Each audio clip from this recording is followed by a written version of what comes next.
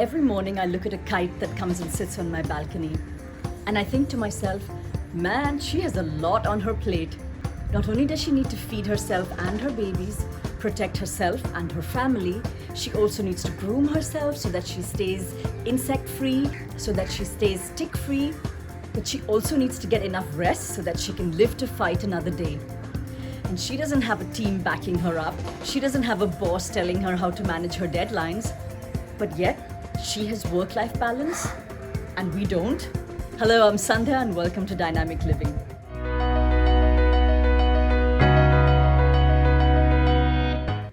Today, we're going to look at the concept of work-life balance. But like our friend the kite, we're going to do something. We're going to zoom out a little bit and give ourselves a bird's eye view. If you think about it, why is it that it's work versus life? Let's look at the history of mankind. We've always had work we've had to do, because if we didn't work, we would simply die. If we didn't starve, we would be killed by a predator, right? So each of us had to pull our weight. Whether we were hunter-gatherers, whether we became agrarian, we all had a role to play right from the time that we were toddlers. We picked our tasks based on the skills we had. We didn't have Sundays or rest days. We pretty much worked from first light till dusk. And yet we had time to do everything that we needed to do, including our cave drawings or our little pet projects like inventing the wheel, making new discoveries like fire, or later on when we got even more free time, learning how to cook, learning how to create, learning how to make inventions, putting things together, extracting new chemicals, and indeed creating this wonderful modern world that we have right now. But we didn't stop there.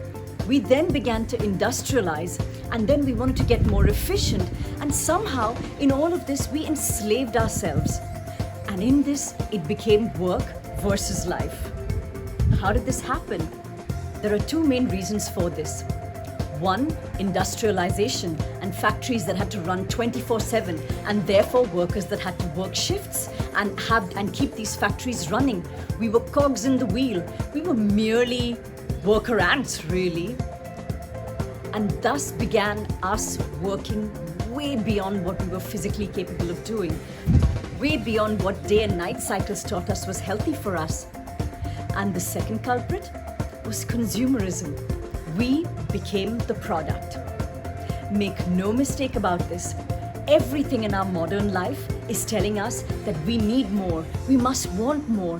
We must have what others have. We must have this fabulous life, a new car, these holidays, these processed foods, these convenience food, so that we can buy more time, buy a better life, get a mortgage, get it now, pay later. We are being told that we must want more. But like I said, we are being sold to. We are being manipulated. And it is our choice whether we want to buy into it or not. So rather than a work-life balance, why don't we look at life to start with and how we can reclaim it? For sure, work is a part of that, but life doesn't happen once work is done. We can all learn how to be productive, how to be contributing members of our society, how to bring value, how to have our needs met, and how to build fulfilling relationships. In his documentary, One Nation Under Stress, Dr. Sanjay Gupta explores this phenomenon of our manic work days and the sort of stress and insecurity that work brings with it. And one of the biggest foils to that is to have strong social networks. These bonds give us strength, they give us security, they give us hope, they help balance our body budgets and help calm us down when we feel like we're under threat all the time. So the question we need to be asking ourselves is, how do we reclaim our lives? It's not rocket science, and each of us knows what each of our own lives should look like authentically. But in order to do this, we need to be able to make the time for this and not drown ourselves in distraction all the time. As my teacher Thich Nhat Hanh said, in modern society, most of us don't want to be in touch with ourselves. We want to be in touch with other things like religion, sports, politics, a book.